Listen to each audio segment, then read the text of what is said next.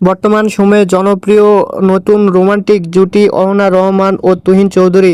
দিন দিন বাংলা নাটকের জনপ্রিয়তা বেড়ে চলেছে, সেই ধারাবাহিকতায় আবারও নতুন নাটক নিয়ে হাজির হয়েছেন জনপ্রিয় এই জুটি।